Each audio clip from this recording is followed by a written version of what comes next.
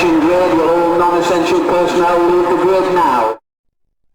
Hello everybody and welcome to the final round of the GPVWC Formula Challenge, coming to you today from the Interlagos circuit in Brazil, with the championship all sealed. It's not quite, is rest assured, down the field though. We've still got a massive battle for 8th place in the Constructors. We've got a battle for the top spot in the Constructors, and of course all the drivers vying for the positions in the team, or maybe even another division next year. So my name's Jenkins. I'll be calling all of the action for you from this fantastic reverse Interlagos circuit today. 18 laps of racing, 2 races with the all-important reverse grid at the end, and the drivers are away on their warm-up lap. It's going to be a Simic 1-2 as Dave Fiddick and Florian Gaia lead the field down into the first corner. We've got Jenesh Simoncic, who, as we've said before, has thoroughly impressed us over recent weeks. Everyone knows exactly what that man's capable of, and definitely going to be a man on a few teams' wish lists come Christmas, and drivers trying to get themselves into new teams. And Manuel Gegzala, our championship winner for this season, qualifies in P4 for Storm Racing, looking to hopefully seal up the Constructors here today as well. Very good effort for him this season, really taking his championship by his own storm, really. Got the reins of it, ran to the races, and he's never really looked back. He's had a bit of a late challenge from the Simic guys, Dave Fiddick especially, with the lead just fizzling out over 100 points. There wasn't really much Fiddick could do to miss in the first few races, which in the end proved to be a vital advantage for Manuel Gegzala. James Johnson in Waters Automotive, who are also battling for PA in the Constructors, along with Optimum Sim Racing, so that's going to be very interesting to watch there. Tanskanen, Due Tapper in P6, a man who again has impressed us over a few races this year. Canturnen in 7th, Ari Niemanen starts just behind them in 8th place. Paul Joseph for Royal Blue in 9th. Mike Schroeder rounds out your top 10 in the second Waters Automotive vehicle. Mike Bell for Viking starts in P11. Sven Svitz in P12. Franz Schneider in 13th place. Hansko Mebius in P14, still driving the infamous Smarty car. McNaughton down in 15th there, with Matt Clip just behind him in P16. Patrick Vandermuller in 17th place as the field bunch up now going through the final corner. Scott Cervic in 18th, with Victor Silva in 19th place, with Javier de Carvalho rounding out your top 20. Lewis McGlade and Mikko Jakinen round out row 11 of the grid. Terence Gresh and Matt Richards on the 12th row. We've got Scott Beresford and Thomas Jacobs, followed by David Nannon, Cameron Brewster, David Carter, Whoopke Hoekstra, Matthew Allington, Otto Sonninen there, and we've got Rico Scott, Simon Smith for the Backmarker Brigade, Riku Sarpia, we've got Rittes there, Chris Williamson, John Hicker makes his return to the series, Ben Hacken, Alex Rolls and Ben Williams. 40 drivers around the Interlagos circuit. This is going to be an absolute spectacle, and surely a very fitting way to end what's already been a brilliant and enthralling season, and it's been a true honour to commentate it. So let's see what the drivers can do then, as we now await the arrival of the lights for the penultimate time today. We've got 3, we've got 4, we've got 5, and now we have a race at Interlagos. A great start by the Simic boys, and look at the field spread out already. There's contact in the backfield. I think that's one of the Optimums. It is indeed. And the rest of the drivers flow down into the first one. A couple of cars going wide there to avoid some certain contact. And that's Mebius, I think, as well in the background. Storm's off as well. I think it's going to be Terence, was one of the drivers who's taken a bit of a tumble. Let's take a look back at the drivers who may have been involved in that. Chris Williamson, it was Adrian McNaughton. I did think I saw a Storm car there. We got Hansko Mebius. It was Scott Cervic in the Optimum, so not good for their Constructors' Championship bid on lap number 1. John Hickens' race didn't go very well. He's also retired after one corner. But back at the front of the field then, still Dave Fiddick leads. And look at Gegzala already up to 3rd place. As they go through this tight and twisty section, that he's really trying to assert his authority over the 2 Simic drivers right now. It's still Fiddick who leads. And just see, actually the gap between the top 5 isn't that much, and a very, well, almost a perfect top 5 in all honesty. If you were to pick 5 drivers that you want to see in a battle for the top 5 positions, you couldn't really choose a better choice. Fiddick, Florian Gaia, Manuel Gegzala, Simoncic and Due Tapper. The last two of the most explosive drivers we've seen here this season to come in and make a statement. End of lap number 1 then, still a Simic 1-2. Let's watch then, let's see if Gaia makes a move on Fiddick. He does go to the inside, thinks better of it. Followed of course by Gegzala a little bit further down the field. You've got battles forming all over the place there. Sven Smits, that's a P9, Schneider 10th. the Royal Blue cars, P11 and 12, with the Mac Clip Brigade just forming there as Mike Bellamico, Yakinen do battle going in towards turn number 3. Down the hill they come. There's a big shoot down. Yakinen did think about a potential manoeuvre, and he's decided to just wait a bit. The circuit's so fast and so rapid, it really does require the utmost concentration. A lot of drivers love it, and you can see Yakinen try and make the most of this. A very tricky pass through the right-handers. That's not really going to go down, unfortunately. A bit of movement a bit further up the field there. That's in that P5 battle. James Johnson's now joined it, in fact. And as Tapper looks on Gagzella, he's not able to, unfortunately, get the move off. And Manuel still coming under some sufficient pressure after Zhirnej Simoncic has passed him for that all-important third podium position. Through the final corner they come again then. 16 laps to go when they cross the line.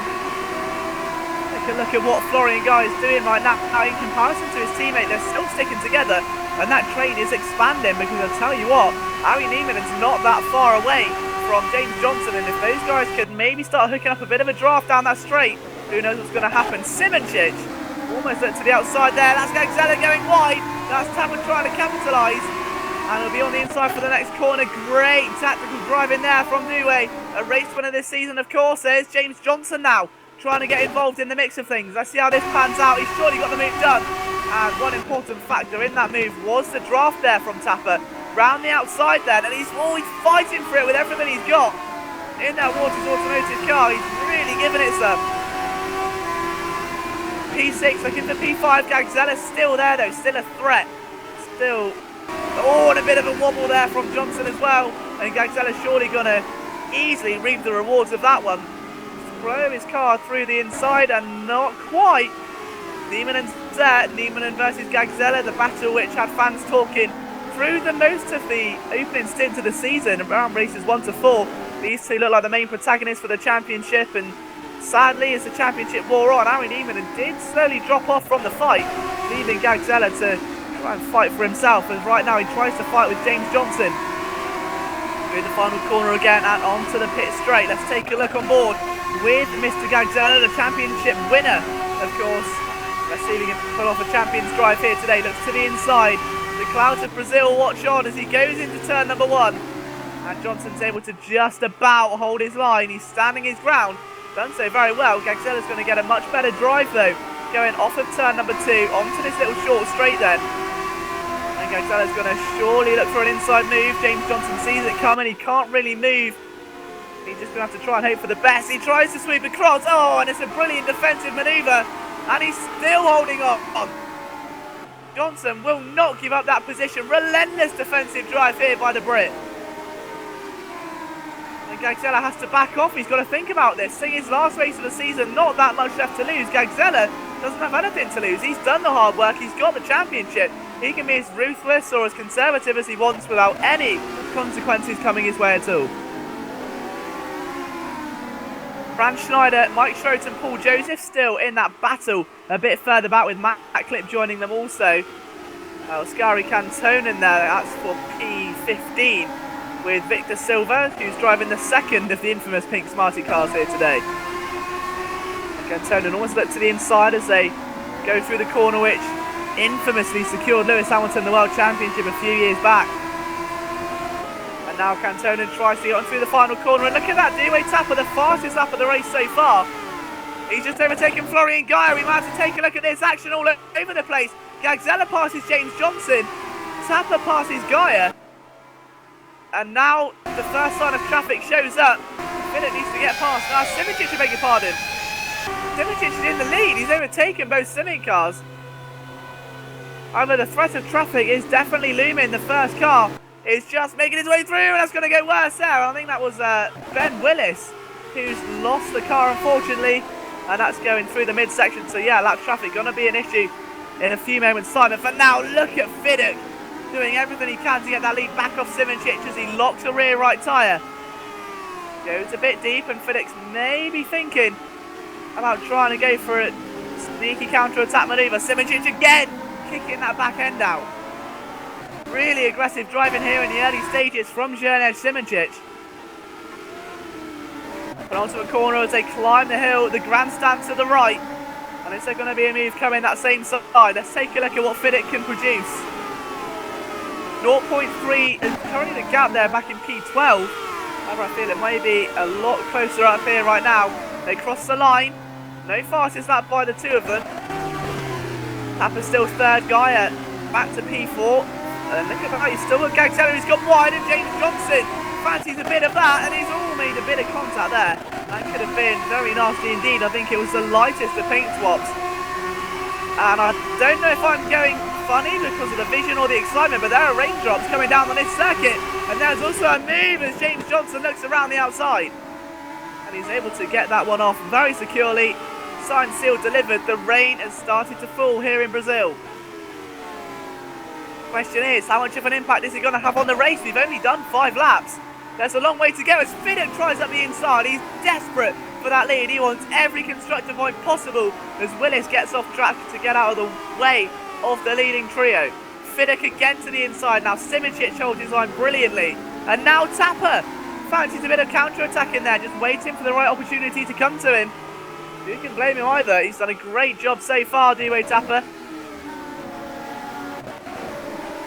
Up onto the main straight they come once again, and for the second time today it will be Jonas Simoncic who leads the field over that start-finish line with David Fiddick countering on him. He's gaining slowly but surely each time, but passing's one thing, especially on this circuit. And let's just take a look at that as Tapper goes round the outside of Fiddick. He's going to run out of road, unfortunately, and just slowly run into the runoff area. But the leading trio still very close together.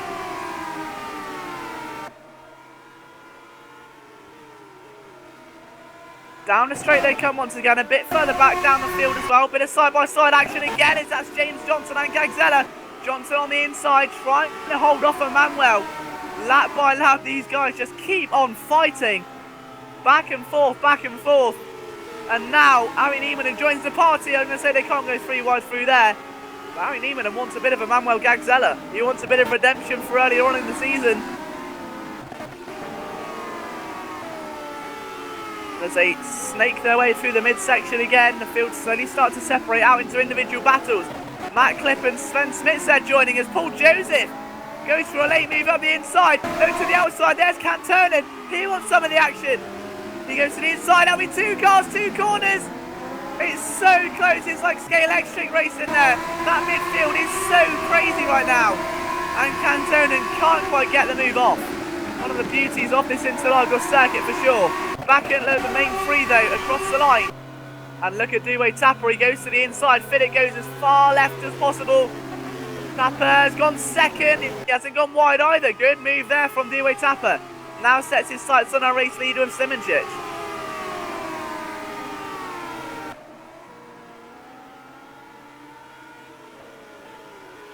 And just take a look at this there, rolls out the way very sensibly so. This will be the one race you don't want to really hold up the 3 leaders. Johnson still leads from Gagzeller in the battle a bit further down the field. Niemann has really asserted himself as a presence in that fight. Franz Schneider also not too far away. We've got Clip, Cantonen and Smith still dueling there in that trio, which is looking ever more aggressive. The rain seems to have held up for now. Maybe I've put a commentator's curse on it. Cantonen goes wide, and I think Matt Clip's going to try and counter on that one. Up the inside he goes. He's going to be followed, of course.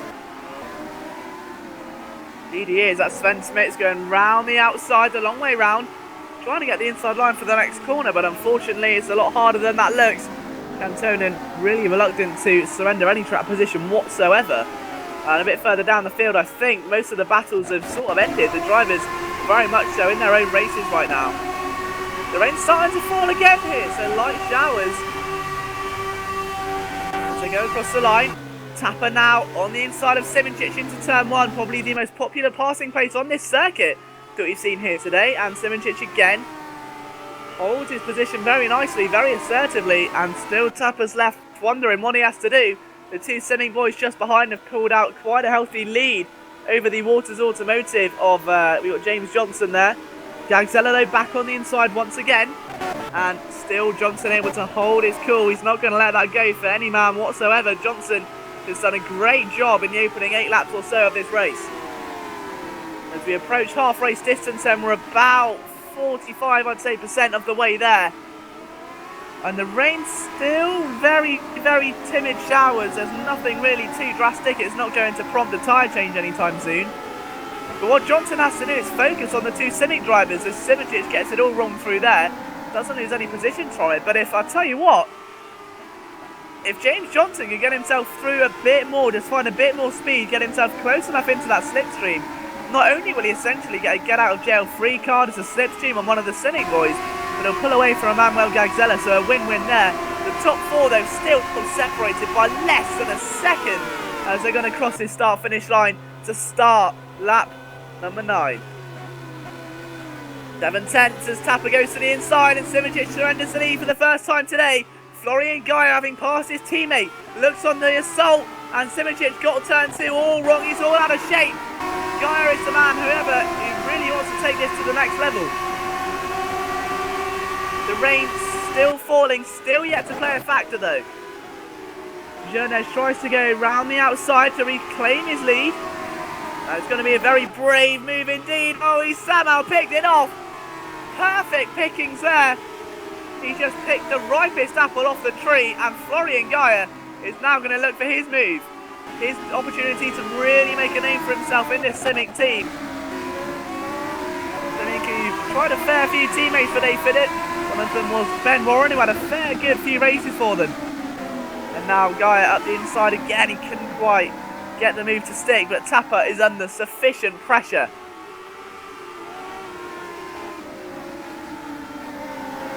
Climbing the hill then, and you can really see Simic is succumbing to a lot of aggression from those two Simic drivers. But right now, we've said all season long, these guys can't be separated. They're like Siamese twins. And right now, that's still looking to be a factor as they come across the start-finish line once again. Still side by side, still third and fourth, still in front of Gagzella. They're not that far away in the constructors' points. They may very well seal that. Get that sorted. But I'll tell you what they could really use help in terms of right now could be James Johnson. If JJ can get himself a bit further forward, play himself more of a factor in that battle, the Simic and Tapper are still relentlessly fighting it. 8 laps to go. And these drivers are showing no sign of letting up. There's Mike Schroten, who's seemingly having some issues there as Tapper looks to the inside. The move is swiftly cut short, however. It's a very difficult corner to pass there. Yeah, I'll tell you what. It looks to me like Schroten's definitely got some issues. There's a few corners in a row now. He's locked up. And the two Simic drivers are really starting to hammer away at the 10th of seconds as Schroten's going to have to get out of the way. Indeed he does. Very convenient time as well, but now Simic does have a lot to contend with. And once again, it's back to a 4-car train for the lead of this race. But once again, Simic is back in the lead. So the Edinus engineering team have come on leaps and bounds this season. They hadn't been the most consistent, and now when you take a look at them, 2 cars inside the top 10, Cantona currently P8, with Florian Guy for Simic there setting the fastest lap of the race at 1:20.347. Gagzella still fighting with James Johnson there, and Harry Niemanen still as ever providing to be that monstrous presence that he's been all race long. And now he looks to the inside of Emmanuel Gagzella, his old rival down the hill, and still can't quite get the room. Very, very slim window of opportunity, and unfortunately it just passed him by the time he'd gotten to the corner. This battle has definitely been all about the midfield today. However, they're still not that far away from our race leader, which is quite fascinating when you look at how intense they're battling. That's Guyer and Tapper trying to go side by side, looking from Fiddick's perspective. And Tapper's still on the inside, very tense times there. Oh, and a bit of contact. These smoke rides off the wheels, but nothing too drastic.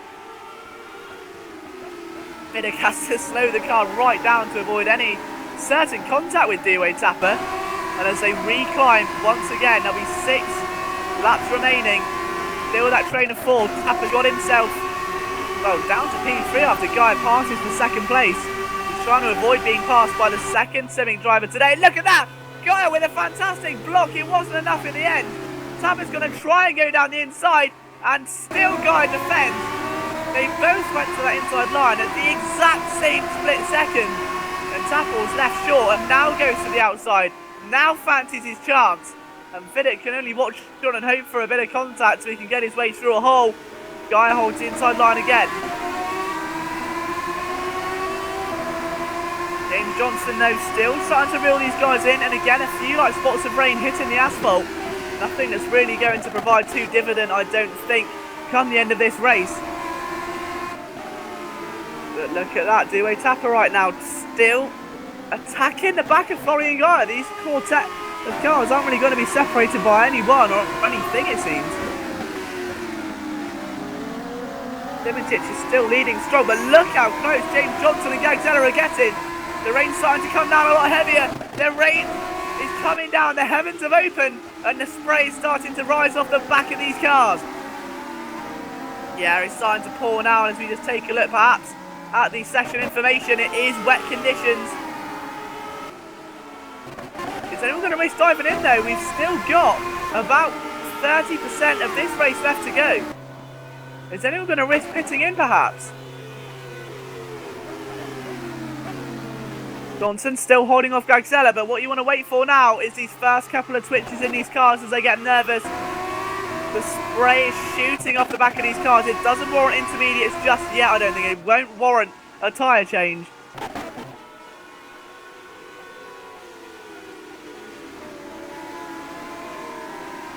But still, I don't think these top five, even if it does warrant a tyre change, I don't think now pit in, it's the last race of the season. They won't want to risk losing all these positions. They don't want to miss out on the big points. They want to make it all the way. I don't blame them, but it's going to be fascinating to see if anyone does decide to go into the pits or no. But for now, it doesn't look like it's wet enough for me at this stage. A couple of twitches there though by Dewey Tapper. Yeah, you can see the back end stepping out a lot more now. Simincic ran wide, I think, now to ease off the throttle because Tapper got a lot closer. And yeah, Simincic is struggling. Our race leader is struggling in the conditions. It's all about confidence right now. Who is the true Rainmeister? Will anyone pit or no? And Tapper's got much more speed. He's using the pit lane for a line. They're side by side into turn one. They're practically touching wheels for the race leading with 4 laps to go. Dewey Tapper makes a position stick. And now Simincic tries to come back at him, and that was so close. The field's starting to separate out, but look at the two leaders. This is fantastic battling now, symbolising everything what the Formula Challenge is about. Simincic again to the outside line, and again takes the lead of this race. And he's lost it, and he's barely hung onto the car. And the conditions now are treacherous. It is that tricky in-between stage of can you handle yourself enough to keep your car on the circuit without changing tyres or losing too much time. Tapper's struggling at the front. Siminka looking consistent. I haven't seen him put a foot wrong this far. Gagzella's still there if anything does go wrong. Johnson's dropped back. I'm assuming he's had a little moment somewhere in the past couple of laps. And let's just watch and see what these cars decide to do. Don't forget, as the track gets a bit colder as well, the tyres will lose heat. Tapper with a bit of a twitch allows Vidic through the inside. Almost allowed his teammate Guy around the outside as well, but unfortunately, due to the block, it's now allowed a certain Mr. Jonas Simincic to try and recuperate back from where he was. He was first place previously a lap ago, and now all the way down to P4, fighting with P3. It's Vidic fights for P1. Gets third, Tapper still holds first. Let's keep an eye on pit road as well, only 3 laps to go. I can't see anyone really making the controversial decision to pit. I think it's a little bit too late for that now. Either, I think, maybe Hackerton's come out on the first set of tyres. Okay, so one man who has made the jump and come on right behind that battle with Mike Schroten is going to be Nannon. So he's all the way down in P33, obviously wanting to get his car to the end of the race. Talking about the end of the race, let's quickly go through the list of retirements that was suffered at the very start of that race. John Hicken come out in turn 1 making his return. Cut short, unfortunately. The Midori Motorsport driver of Terence Gresh can make it as well. Both Optimums in that battle for P8 in the championship, both out of the race. Scott Sovic, Wookie Hoekstra both didn't finish. We've got also Ben Willis still in the race. There's still 36 drivers out of 40 left. Very intriguing indeed as Mebius makes it through. He's just getting himself out of the way right there to avoid any contact. Still the top 13 separated by less than 30 seconds. 2 laps to go then. And Dave Fiddick, once again your race leader. None of the top 4 elect to dive into pit road. Harry Neiman doesn't either. Gagzella also electing to stay out. James Johnson doing the exact same. And my oh my, are we going to have a photo finish here? So down again, Tapper trying to go down the outside. Simoncic has done well to stay with these guys all race long. But Dave Fiddick right now is really looking to secure this victory, but beyond all a shadow of a doubt. Tapper goes to the inside once again, and a very tricky passing point lives up to the reputation. Simoncic going a little bit wide down for a bit of bumper cars, and that could have gone wrong. The chain reaction effect saw Florian Guy take the brunt of that one and lose time. They approach Simon Smith, who very respectfully gets out of the way in the back marker brigade car. Tapper, however, again reluctant to let this battle go. He really wants to secure himself a victory here. He'd love to add a trophy to his collection, but Fiddick wants this championship. He wants his constructor sealed. He fell just short of the Drivers' World Championship. He would love to secure the Formula Challenge victory.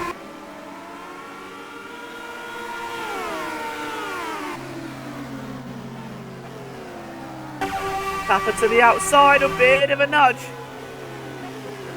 Fiddick to the inside, and Tapper's got to take the position. Simoncic is off in the background.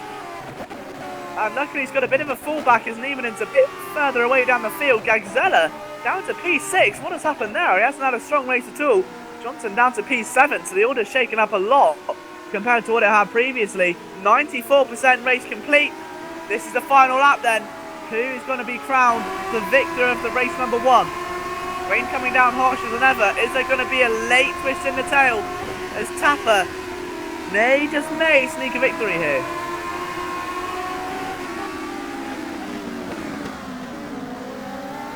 Willis again proving to be a little bit of a factor there.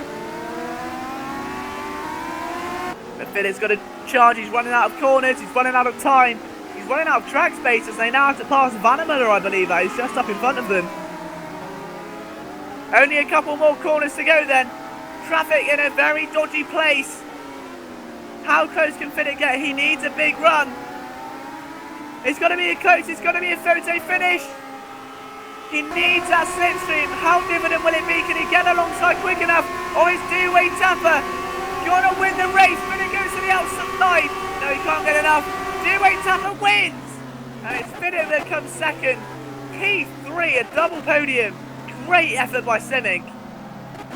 Jonas Simoncic in a very respectful 4th place. 5th, Harry Neiman. 6th, Emmanuel Gagzella. 7th place, James Johnson. 8th there for Oskari Cantonen. Great job there for him. Paul Joseph will come across the line in P9. 10th there for Sven Smits. Good points finish. Good solid points finish for the Logix Racer driver. Scott Beresford P11, Frank Schneider 12th, Victor Silva will bring the infamous Smarty over the line. That'll be P13 for him, followed by Matt Clip just, Miko Yakin in 15th, Lewis McGlade in 16th, followed by Cameron Brewster of the United Racers team. Those guys were competitive early on.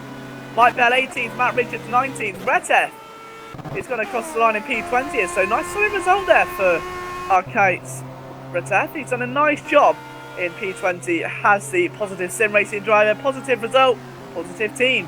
Hans-Gay Mebius, 21st place, followed by Adrian McNaughton. Unfortunate result there for them. Rick Scott 23rd, Javier de Carvalho may have a shout, not close enough in the end.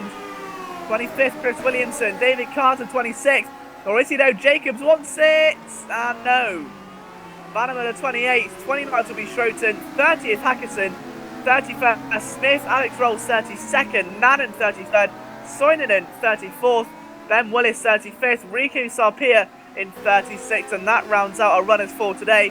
Dewey Tapper takes the victory, but Simming get the last laugh. They may very well have just done enough to secure this Constructors' Championship, depending on what happens in race number 2. We'll be back very shortly with perhaps a couple of driver interviews, and then obviously the result of the reverse grid and race number 2, a further 18 laps. We're really just getting started, ladies and gentlemen. We'll see you shortly.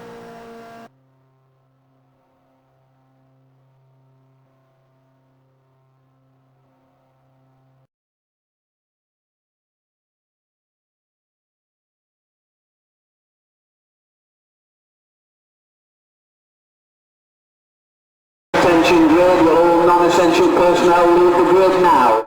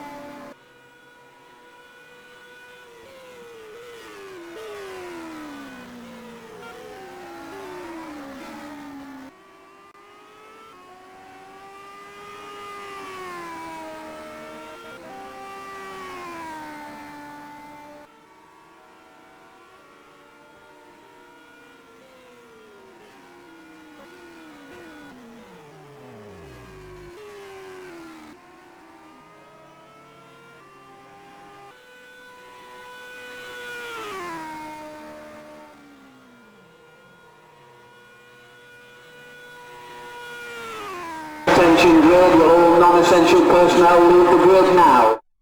Hello everybody and welcome back then to the GPVWC Formula Challenge. Unfortunately, it's come upon us. It is the final race of the season, and what a season it's been. It's been a true honour to commentate this. I said this at the very start of the race, but it has been a magnificent series full of excitement, enthrallment, unpredictability, and this new two-race format with the reverses and the lucky dog number. The lucky dog number for this race was number 16, which now sees Lewis McGlade sit on the pole position spot. Mikko Häkkinen will sit alongside him in 10th Garden Racing. Matt Klipp sits in P3, and Victor Silva rounds out your top 4. Franz Schneider starts 5th with Scott Beresford in P6. 7th is Sven Smits, who had a good result there last time, getting himself inside the top 10. Paul Joseph in 8th place. Can Turner in 9th for Edenis Engineering, the teammate, of course, of Jurnej Simoncic, who starts a little bit further back down the field in 13th. James Johnson in a competitive position there in P10 after what was a successful race for him. 11th for Emanuel Gagzella, 12th for Niemanen, 13th, as we said before, for Simoncic. The two Simic drivers, Florian Guy, Dave Fiddick, P15 and 16. Duway Tapper, our race winner, will start there. And then we've got, of course, the rest of the field who unfortunately just missed out on that magic number. So Cameron Brewster, Mike Bell, Matt Richards and Ketos Refes, who, as we said, had a good job there last time, finishing inside the top 20. The Pink Smarty, Hanske Mebius, 21st place, McNaughton 22nd. A long way down there, unfortunately, for him. For the other Storm Racing car, who really, if they want to secure this Constructors' Championship, they need a huge result today. Simic is sitting very nicely inside that top 16. Currently, of course, starting 14th and 15th after securing 2nd and 3rd last time in the race. Emanuel Gagzella will start 11th, a few positions in front, but you can't stop a double assault unless you fight fire with fire, and you have two drivers scoring in the points. It's going to be very difficult for McNaughton to get himself in a competitive position. We've got 23rd Rick Scott, 24th Javier de Carvalho, Chris Williamson 25th, David Carter 26th, with Tom Jacobs and Patrick Vandermuller in 28th place. Mike Schroten starts in 29th. Simon Smith in the backmarker brigade will start back in P30. Alex Rolls 31st. So Soininen in 32nd. Ben Willis 33rd. Then Sarpia and the retiree of last race, Wupke Herkstra, who needed a big finish after trying to fight for 8th place in the championship and, well, what could be theoretically handed over to Waters Automotive. Terence Gresh 37th place, Matthew Allington 38th, and they round out our runners after a couple of disconnections after race 1. So, and Scott Cervix almost lost the car. Coming up the top of the hill, making sure the engine and the brakes, everything like that are all up to temperature. But as McGlade gets that backmarker brigade, funnily enough, bit of a crazy name there for him, bit of an ironic name to say the least. Backmarker brigade sit on pole position. Mikko Häkkinen alongside. The heavens have opened, the rain starts to come down. The question is, however, who's going to make the most of the changing conditions? Who's going to make the most of the next 18 laps and say farewell to the GPVWC Formula Challenge in the most fitting way possible with a victory? So then we've got the 5 red lights, and for the final time this season, we are away in Brazil. A big start there by McGlade, and there's contact already. It's absolute carnage in the backfield. And look at the cars, it's a pile-up, the king of all pile-ups to end the season. It was involved, Ben Wills barely gets through, Carter drives his newly pronounced Formula 4 out. Matthew Allington involved, Gresh involved, Soininen involved. Williamson, Simon Smith all out of the race. Sven Smith's a huge hit there, the car's on fire. Back at the front of the field though, it's still Lewis McGlade that leads. Franz Schneider alongside him, who's trying to get up the inside. Matt Klipp there for P3. McGlade already sinking down the order. Matt Klipp, we know he's competitive. And is that Emanuel Gagzella? It is, that's a huge start. He started P11, he's up to P5 after just half a lap. Wait, I correct myself, he's now up to P4 after passing Lewis McGlade. What an incredible start there by the championship winner of the 2013 season. Now, they say, every champion deserves his champion's drive, and this could very well be Gagzella's. What a start for him. And we were saying earlier on that he wants to secure this Constructors' Championship as well, and he needs a big finish. I think he's gone the perfect way about that right now. Both Simic drivers are currently a big way down the order. We've got Dave Fiddick P12. His teammate, however, is a long way back. Florian Gaia is a long way back. He's lost the rear wing. And the front wing, it is a Formula Ford. It's the EcoBoost Formula Ford, and surely that one will be returned to the pit lane. Yes, it is. Scott Servick carries on. He dives into the pits as well. And look at the amount of cars diving onto pit road. They Phoenix it as well. Phoenix taking damage. This is extraordinary, because this opens the race right up. If Gagzella can get a good result, there goes McNaughton, who's already had a bit of a torrid start, down to P30. Timoncic is out of the race as well, a dramatic start. Gagzella's up to second.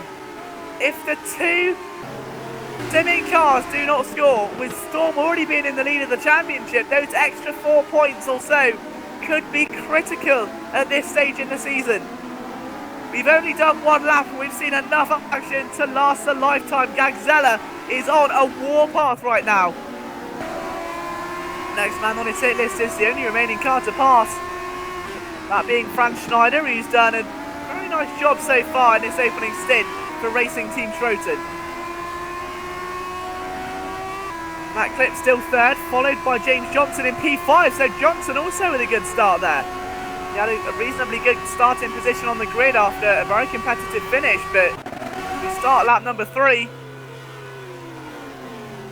Been a big event here for Franz. But James Johnson still slowly trying to chip away at Lewis McGlade's lead that he currently has over him. Let's see how this is going to pan out then. Johnson down the straight. This is where he passed Gagzella numerous times. The inside is going to be a big lunge, and he's got just enough room and not enough time. McGlade's just about able to hold on for a little bit longer. But how much longer though, that's still uncertain. I'm sure we're going to have a big race to the flag here. McGlade does not want to surrender that position at all. The inside once again, and McGlade's still struggling to hold on. Johnson round the outside, they're snaking. It really is like watching a Scale X-Trix race here. And he's doing everything he can to pass. It's every corner he's looking for some sort of overtaking opportunity, and every corner he's being denied. So great defending there from Lewis McGlade. And just a quick update on where Oskari Cantonen is right now. He's currently in P7, trying to attack Scott Beresford, so those guys getting very close indeed as Cantonen tries to attack Harry Newman, and this is what we were waiting to see. Beresford's looking very slow indeed. Oh, you're going to see a Hakkinen and Schumacher-esque move at Spa. Not quite, yeah, they can't quite catch Beresford in time.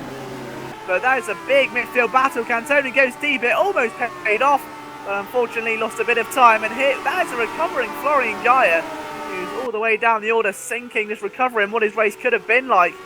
Both Simming drivers are way down the order. One of them is 30th, the other is a little bit further forward. Dave Phillip currently sits in 22nd, so not entirely out of the equation yet. He's only 31 seconds off of our race leader, with Adrian McNaughton sat in P20.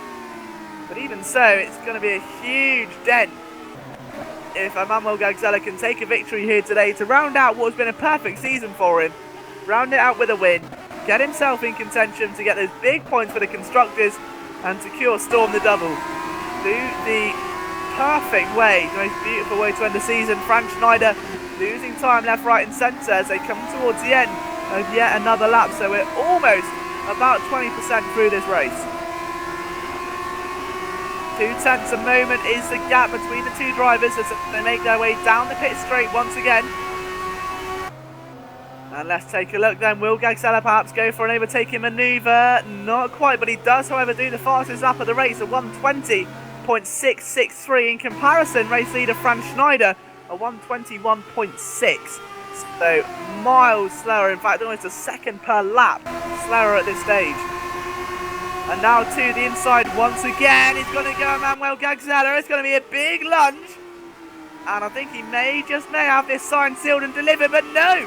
Big fight back there from Franz Schneider, and Schneider holds on. He's going down swinging. He does not want to surrender this sprint. It is a victory that's going to be such a huge indicator as to what a driver's performance is like come the end of this season, when you're hunting for a seat in the higher division, when you're hunting to retain your seat next year.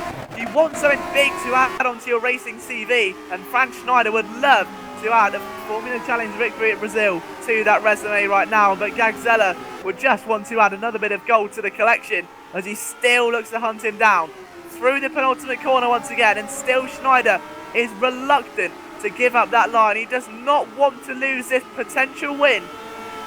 A further 3/10 is what separates them at the moment as they make their way down the main straight. Another battle going on. It's for P4. James Johnson looking for third place as he attacks Matt Clip. Tries to go to the inside, but he's got momentum. Let's watch how one as Schneider holds off Gagzella for another lap. Johnson is more successful. He passes and makes P3. McGlade's still in this one, but look at the battle there. Tapper, Neiman and Cantonen. This is going to get very feisty very quickly. 3/10 of a second separating them. Tapper was the fastest man out on the track last time around. As they make their way down once again, Neiman into the inside. Not this time, Finnick now at the fastest lap, a 1:20.5. The Simics aren't giving up just yet. They still think they've got something to prove. Tapper to the inside of Niemanen, and Niemanen's just able to see it off with the luck of the corner given the move was participated at. And unfortunately, Dewey Tapper's left to just wait and hold on a bit more. The battle for the lead still. Schneider is holding on and holding on. Gagzella just delivering those body punches I often refer to. Just trying to wear him down. Assert your car right on that rear end. Make your presence known. Maybe look to the inside but not go for the move. Look to the outside. Get the opposing driver thinking, and just when you think he's going to wobble, he's wobbling, he's making a few mistakes, that's when you go for the knockout punch, and that is when you challenge for the race lead. 12 laps to go. Schneider leads here at Brazil. Across the line there goes James Johnson, who's passed Matt Clip the previous lap. This is a battle everyone's watching though as McGlade fights there with Ascari Cantonen. And Ascari's done a nice job to hold on and retains his position, but look just behind them, Harry Niemanen wants to storm through the field. He wants a big result here in the finale. It's been a tremendous season for the majority of these drivers. Harry Niemanen unfortunately could not get the season he wished for. It was looking so promising at the start, but come the end of it, this was not meant to be. And now you take a look at the man behind Harry Niemanen, Dewey Tapper.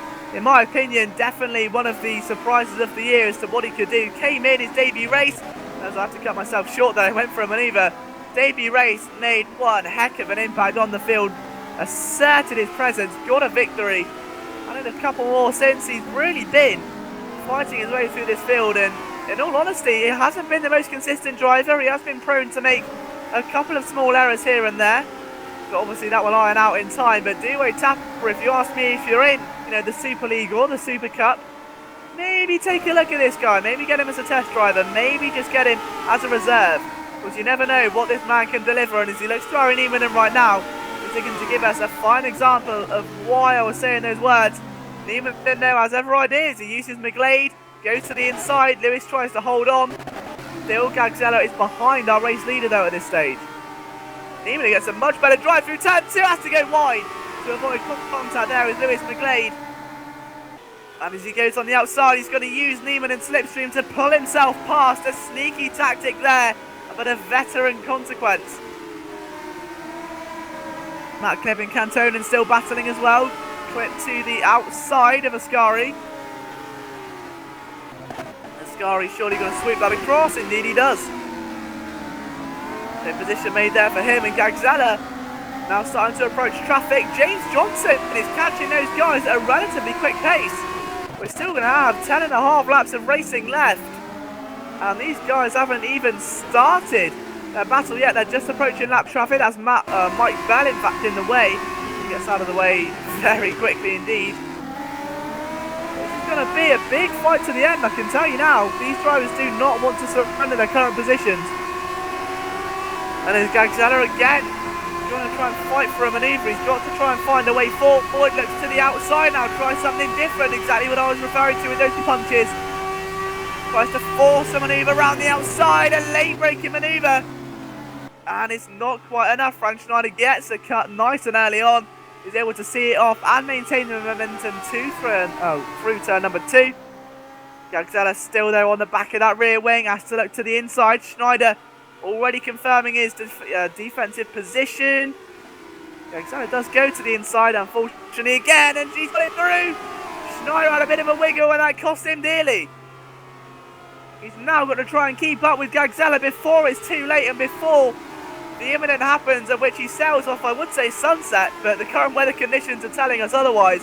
Before he sails off into the rainstorm, Gagzella, when he gets into this situation, when he has clean air in front of him, can do miraculous things. He can set pace of which many of us sim racers can only dream of setting.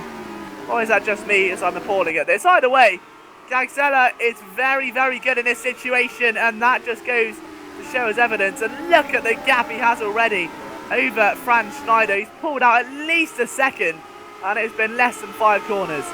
Absolutely remarkable, and it surely should be, providing there are no freak mistakes by Manuel Gagzella. This could very well be the end of the race for the lead. Schneider's not going to give up too easily, but being a second slower lap in dirty air is not going to be the way to catch this man when he's in pursuit. Halfway through the race then, a quick rundown of your top 10 as they stand. It is now Manuel Gagzella who leads. It's Schneider second. James Johnson currently sits himself very nicely in P3. Cantone in P4. Dewey Tapper in 5th place. Aaron Neiman in 6th. Matt Clipp in 7th. Lewis McGlade in 8th. Victor Silva sits in P9 with Patrick Vannemuller up to P10 for Rapid Raptor Racing. Great start there for him. However, he is being hounded by a certain Mikko Jakinen. Scott Beresford also not that far away. Whoopke Herkstra looking to take the fight to Waters Automotive. I tell you what, the only man really who's in contention there is James Johnson. And so if Herkstra can just get himself a couple more points, just a couple, to get that damage limitation in, and James Johnson makes an error, who knows what's going to happen. McNaughton fighting now with Rick Scott at the moment in the JRT team. Looking to the inside, and Scott cuts across, and a very violent decision indeed. And that could have had some dramatic consequences. Luckily for both drivers it didn't. As they now make their way towards the end of this lap again. Lap number 10 is the start. Gagzella only has half a second lead. But it's Cantone surprisingly that does the fastest lap that time round. He's got himself in clean air now, of course, so you would expect him to go a little bit faster, but look at the rate he's catching James Johnson. This is going to be a race for the ages. Let's watch this as that develops. But as the track starts to dry, there's been no real moisture coming down on the racetrack today so far. It's been a very quiet race too in terms of weather. Last time round we did see a few spots of rain, especially towards the very end of the race, the last 4 laps especially. But 8 laps to go, well, yeah, 8 laps to go here, and there's a big gaggle of cars in the background. And that's involving McNaughton, Scott, Fiddick. And Fiddick's going to be wanting to charge through the field. He's just overtaken Rick Scott through there. He's going to try McNaughton as well. 2 cars, 2 corners. Surely Fiddick is going for an inch. Oh, it's going to be close. In fact, I had to cut myself short before I outspoke the outcome. And luckily McNaughton's able to defend it off. I thought they were going to go 3 wide for a moment. And just behind Tom Jacobs looks to assert himself as a presence in this battle. He's unfortunately not able to do it just yet. Finally gets past Rick Scott, who drops down 3 further positions from where he was a moment ago. So just how quick things can change. Lap 11, still Gagzella leads. Now it's James Johnson in P2. What has happened to Franz Schneider? Has he had damage at all? No, he's still going.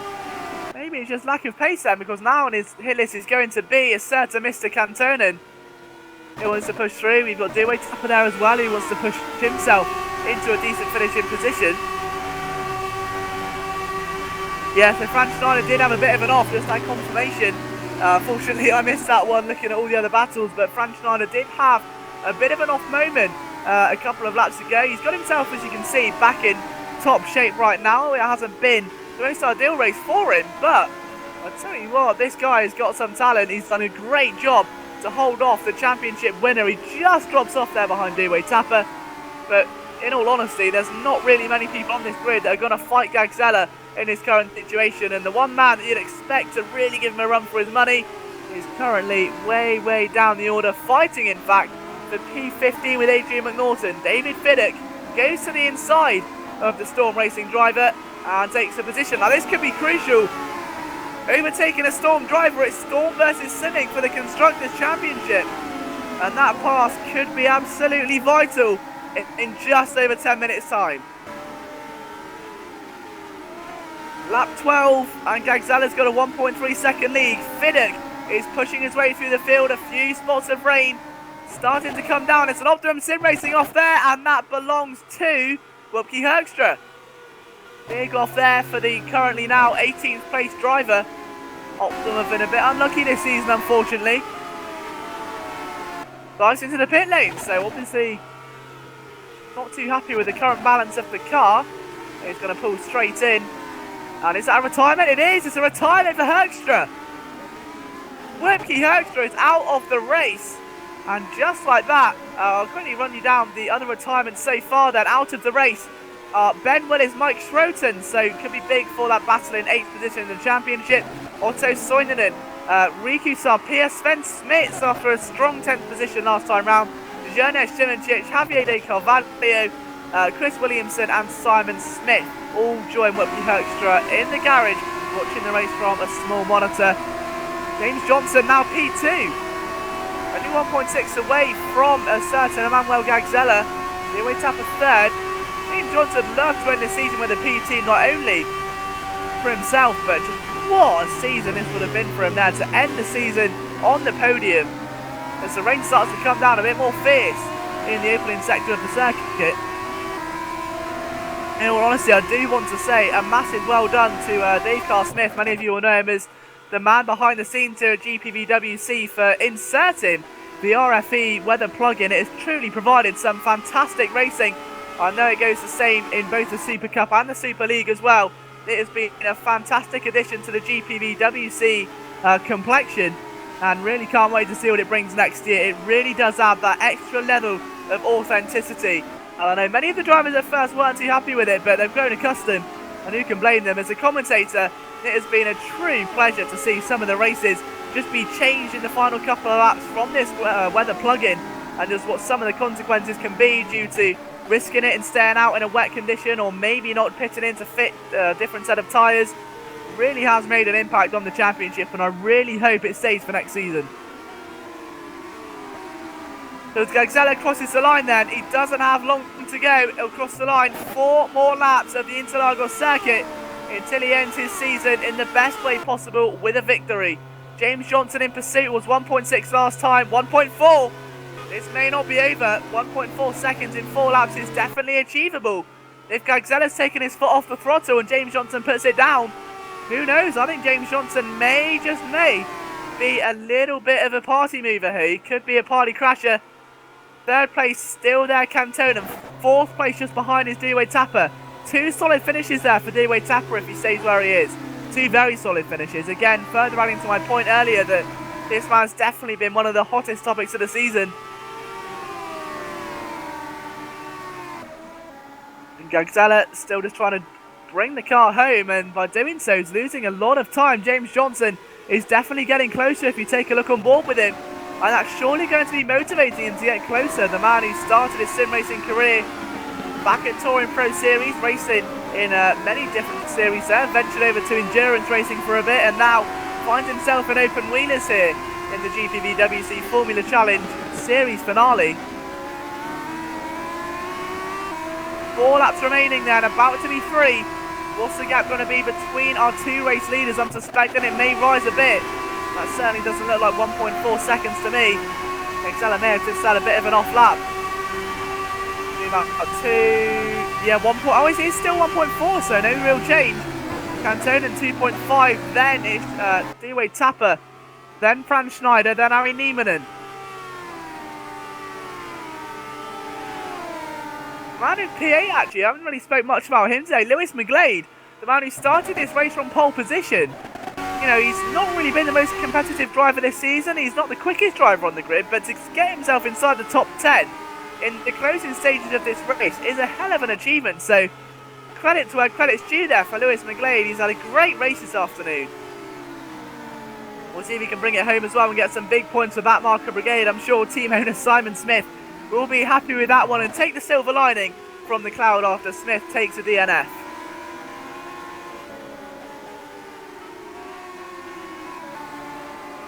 So James Johnson still in pursuit as the rain starts to fall a little bit heavier on the track now. Still not enough to warrant a tyre change at all. And 3 laps to go. I can't really see drivers risking it anyway. So there you can see that's Rolls, I believe. He's going to be lapped in a moment by Gagzella on the penultimate lap of the race. Will Rolls go into the pit lane or just move out of the way? It's going to be a very tricky place to move. Yeah, the rain's definitely coming down a lot harder. You can almost feel it. You can feel the tension. The gap's still 1.4. And Johnson's running out of time. This could be a saving grace. Gagzella's blocked by traffic. And that could be vital in the race for the victory. 2 laps to go. This could change everything. Gagzella. Oh, and look at this. Florian Gaia has come out in front of him. Gaia, who he's fighting with in the Constructors' Championship, Civic versus Storm. Gaia will have to move out of the way, but will he try and hold Gagzella up maybe? Get damage limitation, will he try and stop him? Ignore blue flags for as long as he can. Maybe even the risk of disqualification. He does move out of the way, very respectful job there. He's not a dirty driver at all, is Florian. Although in this situation, you never know what a driver can do. We're about to verge on the penultimate, well, come towards the end of the penultimate lap right now, and Gagzella is struggling. He's losing time to James Johnson. And down this main straight they're about to approach, there is going to be a big slipstream for the Waters Automotive driver. Can the upset of the season commence right now? 1 lap to go, just over a second back to James Johnson. Can Gagzella hold on, or is the underdog going to shine? Let's wait and see. Johnson, the adrenaline will be pumping through his body right now. 1.0, it only earns him 0.4 of a second. He still has a further 10 tenths to find. Through turn 1 and 2, he did gain a bit through there. Very risky, and you can feel the car back out almost. I don't think it's going to be enough unless there's a dramatic change, but even so, the 2013 GPVWC Formula Challenge season is about to come to an end. And it's been one of the greatest sim racing series I've ever commentated on. The action has been nothing short of brilliant. The driver's respect has been phenomenal between all parties. Yes, there's been some low sides, but the action's more than made up for it. The sheer excitement that you get in a series like this is honestly unmatched. And Gagzella is definitely a worthy champion, a worthy driver to receive that crown. Is he going to receive the title of this race? It's still yet to be seen, but the odds are definitely in his favour. James Johnson has drawn closer, but I can't see it being enough. No, I think it's going to be P2. Gagzella is going to come onto the main straight now for the final time this season. And Manuel Gagzella's going to do it. He crosses the pit lane line. He's a few metres away. He is your 2013 champion, and he is the winner of the Brazilian Grand Prix. He weaves in elation. Great job there by our world champion. Second place. What a performance by James Johnson. Really, really happy with that for him. Good job. Two-way tapper again. Good performance there. 2 solid drives indeed to get himself on the podium 2 races in a row. Cantonen, great job as well. 2 supreme performances. Take a look down the order. 5th place, Franz Schneider. Great job. Aaron Eman in 6th. He was able to hold off. Matt Clip 7th. Lewis McGlade 8th position. That was a good finish there by the backmarker brigade driver. Mikko Jakkonen P9. Scott Beresford in P10. Victor Silva 11th. Dave Fiddick recovered to P12. That was a heck of an achievement. Well done there to the simming driver. He put, in fact, just 1 more position between himself and McNaughton, which could prove vital with these constructor standings. Mebius 13th, McNaughton 14th, Tom Jacobs 15th, 16th Matt Richards, 17th Rick Scott, Paul Joseph, Vandermuller, Cameron Brewster round out your top 20. Arkaith Rateth rounds out 21st, Scott Servick 22nd, Terence Gresh much improved there in 23rd, Matthew Allington, good job there for Kayala, 24th, Alex Rolls 25th, Carter 26th, Mike Bell 27th, Florian Gaia disappointing in 28th place. Wupke Herkstra did not finish, and that rounds out your 2013 Formula Challenge season. We'll wait for a couple of moments just to see if there will be any driver interviews or any late reflections on just what a season it's been. As I said before, truly a pleasure to commentate such a series and drivers who really established themselves early on shone through. We've seen rookies come and make everlasting impressions, We've seen drivers take a win and get banned after one race. We've seen drivers who take a championship in the most fashionable of ways. Absolutely stunning job by Manuel Gagzella, and I'm sure you're going to see great things from this man as soon as the time will allow it. So for now, we'll just try and wait, as we say, and see if we can get a couple of drivers who may want an interview.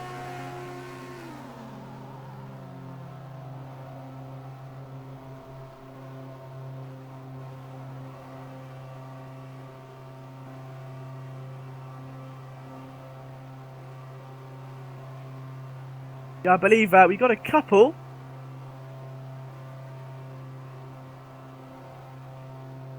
Okay, so I believe we're currently joined by Mr. David Fiddick. So Dave, very intriguing race for you today here in Brazil. So first of all, a great job by Simic in race 1, but what went wrong in race number 2?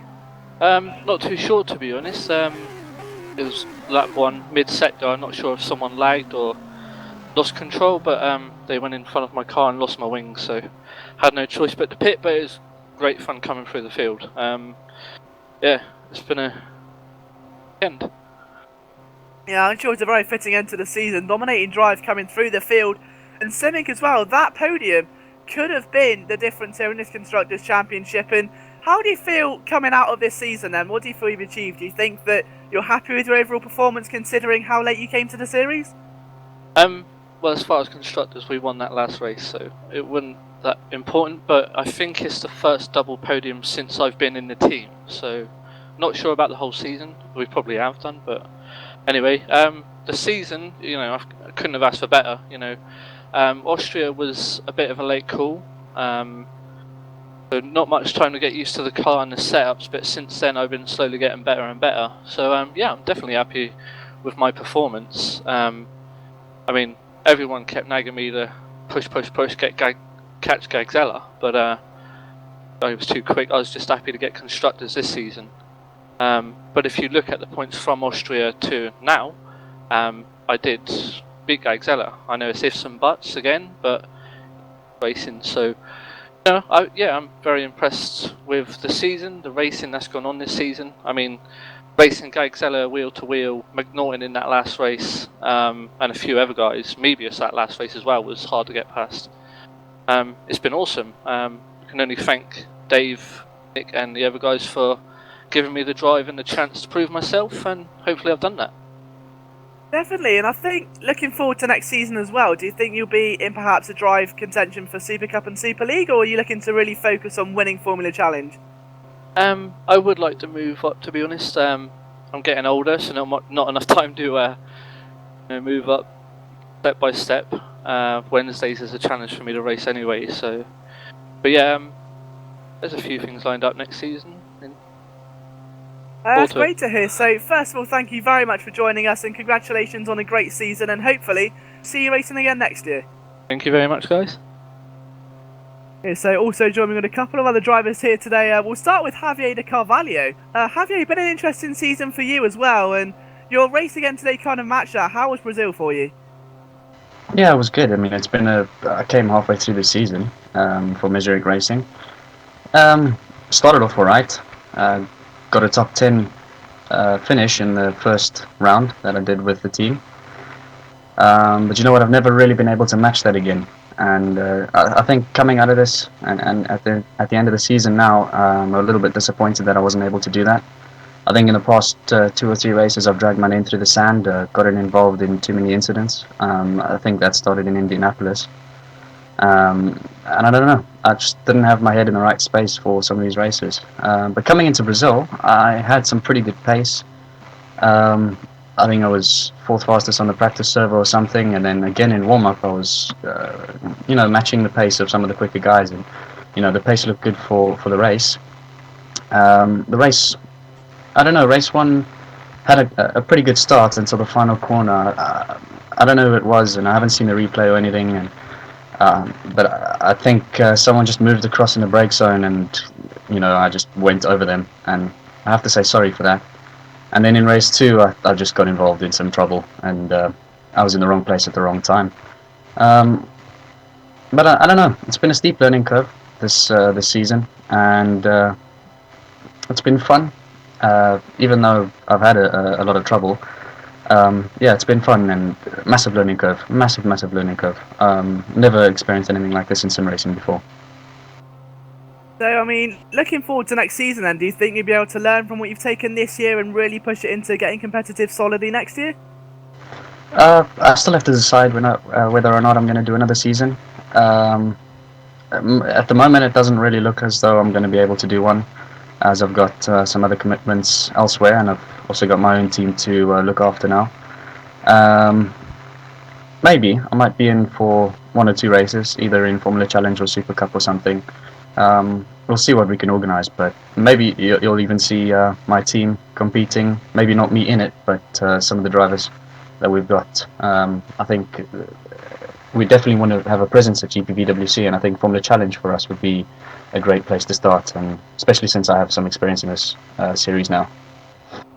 Okay, well, we wish you the best of luck on your future endeavours, and hopefully we'll see your team racing next year. Yeah, thank you.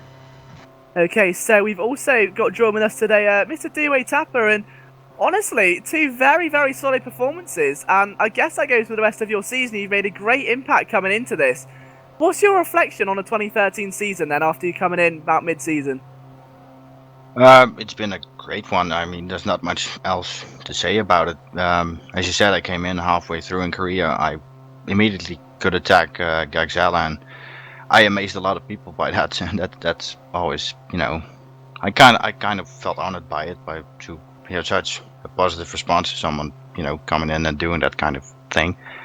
But yeah, it's for me at least, as I felt it myself. I've had some down moments, but Manyakur being one of them.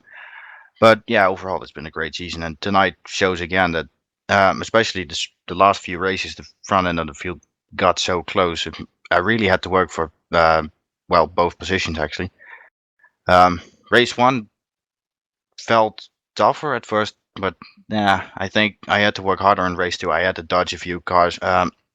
I got lucky at the start actually, because I saw someone bog down and then spin off to the left where I was. So luckily I got away with that one. And a few laps later, someone pretty much did the same thing, spun again, close to my proximity. But yeah, I got lucky again, and it's been a great race overall and a great season. And to be a third in the championship after only half a season, that's really something. Definitely, and I guess one positive you can take, as you said earlier, is the impact you made for immediately coming in. You've obviously got the pace, and as you said, the downsides are going to happen. That's just a part of sim racing. Looking forward to next season, do you think with the speed you have that you can be a factor if you decide to race? Well, I can only hope. I never speak too early. I mean, it's all just wait and see for me, and I always try my best, and as we all know by now, it pretty much works out fine most of the time. Yeah, that's great, and so thank you very much, and congratulations on a great season, and hopefully we'll see you racing next year. Most definitely. Okay, so we're going to quickly talk to Scott Cervic as well. And Scott, Optimum had a chance of securing P8 in the Constructors today, but it didn't really all go to plan for you. No, I didn't. I don't think me or Wopke had that good of a race. One or race two, really. I think that I kind of ruined our chances of getting P8 when my launch control didn't work in race one, and I nearly destroyed the entire pack. So I've got to apologise for that. It was mostly my fault. I'll take blame for that. But other than that, race two is really not something I really want to comment on, other than the fact I finished. I don't really think I can't comment anything else than I finished. Really, that's all I've got to say. But this season, I think I've had a pretty good season. I don't think I got quite the impact that I wanted, but overall, I think you can't be disappointed with a couple of points finishes. And overall, it's a bit disappointing that the team weren't in where we started the season, but just things happen, and some of our drivers have missed a couple of races, but that's just happened. And was I'm not racing for Optimum next season, so I'll probably not be associated with the Optimum anymore after this. I think Optimum a good team, and I think they will have a very positive outlook on the future. Okay, well, as I said, well done on the season and congratulations on all you've achieved, and hopefully they will still see you in the GPVWC. Yeah, oh, definitely. Okay, awesome. So also then, who have we got to interview? Florian Geyer. Florian, you had a good, very, very good race 1, getting yourself on the podium, but race 2 all seemed to go a bit wrong after lap 1. Yeah, first of all, the qualifying was quite good for us in the team, 1-2. But obviously I would have liked P1. Yeah, race 1 was a 4-way battle the whole race, but I had a bit of lag, and so it maybe cost me the win, but still 3rd place wasn't too bad. Yeah, race 2, as you said, someone spun in front, I had nowhere to go, and someone hit me in the back then, so front wing, rear wing lost. Went to the pits and 54-second pit stop, so already lapped after, in the early going. And then was just a nightmare for me, the race 2. But still, I think I did quite good in the races I did. And I think, obviously, Simic have been one of those teams this year which has been so consistent when it comes to big points finishes. And looking forward, do you think that you'll be able to be a part of that in 2014? I hope I find it right for next season. Don't know. Maybe Super Cup or something like that. I got no idea yet. We'll see. Okay, well, best of luck, and again, well done on your podium today. It was a great job. Yeah, I would like to thank the team for letting me drive, and Dave for the help and all the things. So thanks. Okay, so moving on then, we've also got James Johnson with us actually. So James, congratulations on 2nd position. What did that feel like? I feel great. I hadn't participated in all the season, so I only done a few exploratory races near the end. So I'm just quite happy that I had some sort of pace and that I could compete near the front or at the front. And hopefully, if I can get myself into next season and then go from there. I mean, now you've obviously come across from, the Touring Pro Series as well and doing the endurance side and into the open wheelers in the Formula Challenge, and it was described earlier as a bit of a learning curve. Would you agree with that, or did you settle in just fine? It was a bit of a learning curve at first because it's really a different type of racing where with endurance or GTs, it's more about keeping the car on the track and while trying to pace yourself against others over a period of time. Whereas in this, it's more flat out. I'm not really too used to going flat out all the time. Whereas, it's here. I'm just trying to get my head around it and get into it. Of course, I've done some touring cars, but it's a totally different ball game doing Formula cars, and I'm just not used to it at the moment. So looking forward then, do you think that this is something you'd like to continue with and maybe try and get an entry full-time into 2014? Yeah, of course, definitely, if I can get the chance. Yeah. Okay, well, best of luck with your rest of your sim racing endeavours for this year, and fingers crossed we'll see you back in a Formula Challenge car next year. Yeah, thank you. Okay, so also in the stream at the moment, we've got Mr. Andreas Waters. So, Andreas, again, pretty average race for you today. I mean, looking back on the season, you've had some very big highlights. I mean, what's been your personal highlight out of 2013?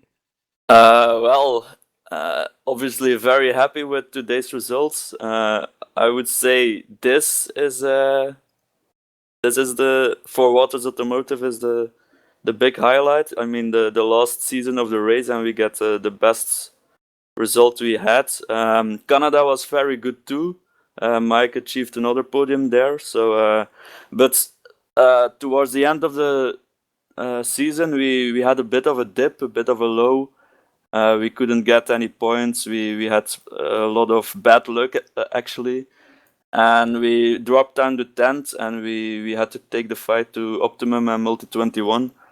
We were a bit lucky that they didn't have as much luck as us today, but the drive from James was just just epic to see. Also, the commentary with it was very good, and I enjoyed it thoroughly.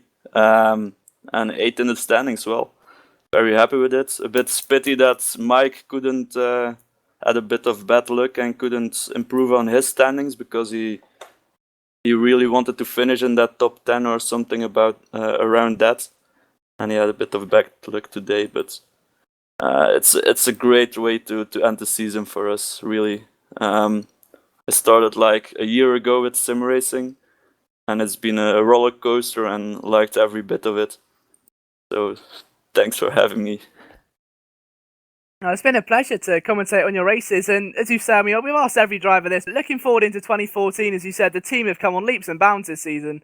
And do you really think that, into 2014, you guys can really, go for it now you know what to expect? Oh, well, that's the plan, actually. We applied for the Super Cup. Still waiting for how that's going to turn out, of course.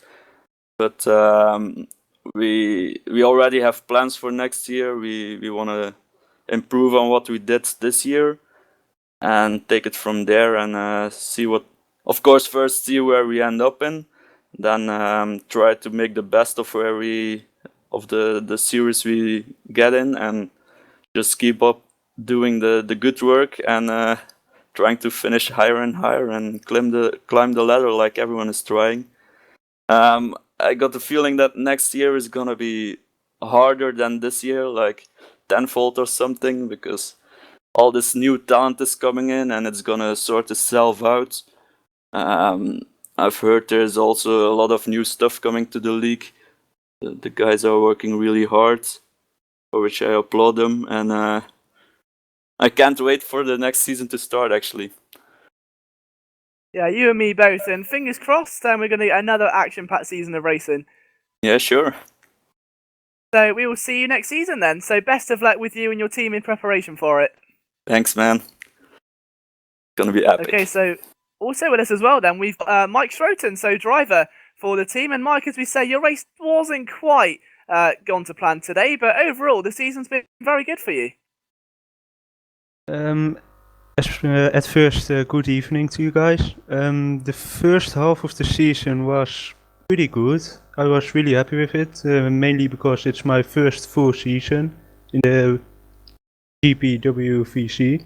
But the second half of the season went a little bit worse, especially in Japan and Brazil, where I moved to my to another room, my study.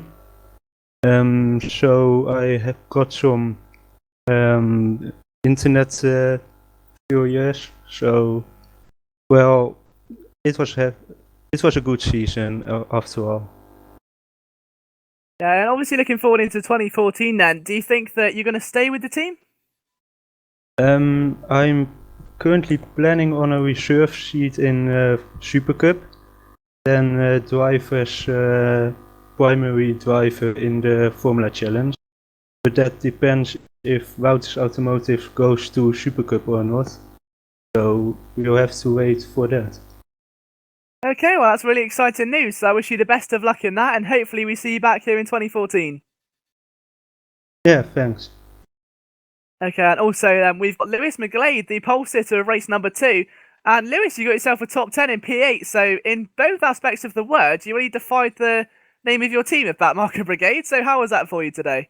Yeah, it was interesting. It's the second time we've started from pole this year, and last time I kind of had a bit of a jump start and ruined it. So it's nice that this time, I got it right and I had a comfortable start. As Miko, I think, had a pretty poor start, which gave me a bit of an advantage. But this top 10, it's something that I've really wanted for a lot of the year, because I've had quite a few problems, just because it's my first year of sim racing.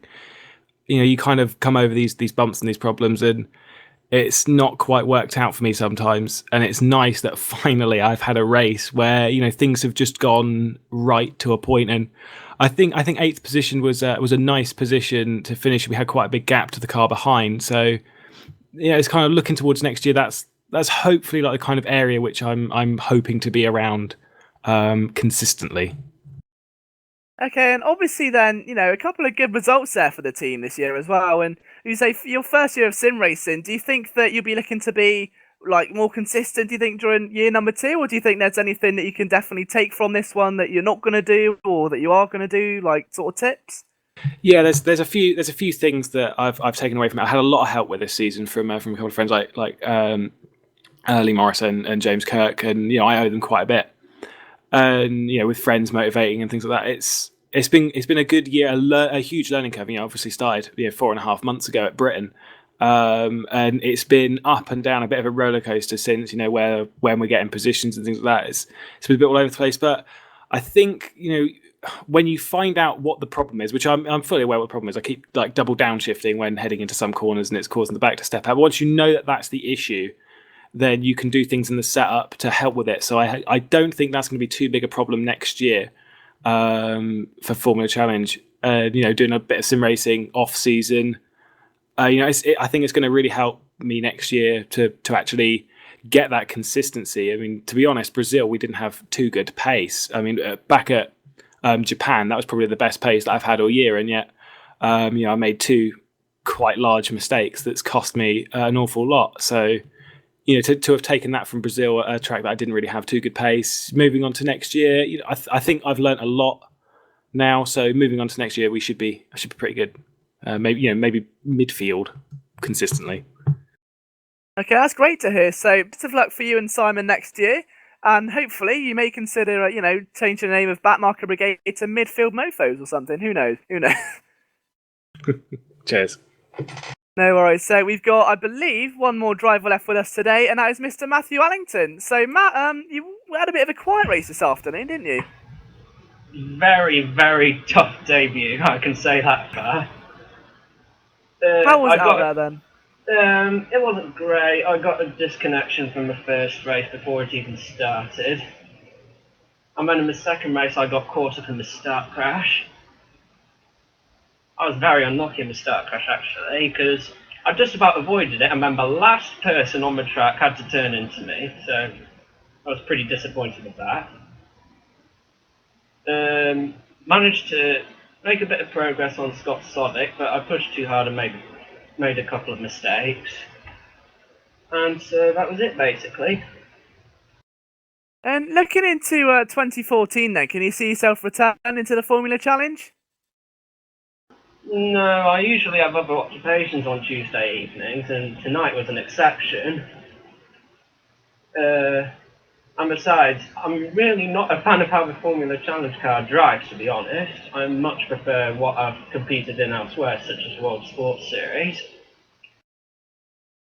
Okay, no worries then. Well, hopefully we'll see you still remain in the GPVWC, and thank you very much for your participation. Yeah, thank you very much. And I think, unfortunately, that's going to draw a close to the 2013 season, and what a season it's been. Last interview. Huh? Last interview. So, yeah, 2013 season, and as many drivers have described it, big roller coaster, big learning curve, and just what a way to end the season. 2 spectacular races. Massive congratulations to our world champion, Emmanuel Gagzella, and to the Constructors Champions of Simic. Hopefully they'll be back next year to really take the fight to storm and see who can really be the true best team in the GPVWC Formula Challenge. But from myself, Liam Jenkins, a massive thank you to Dave Carr-Smith, especially for not only making all of this possible, but for allowing me to commentate this season as well.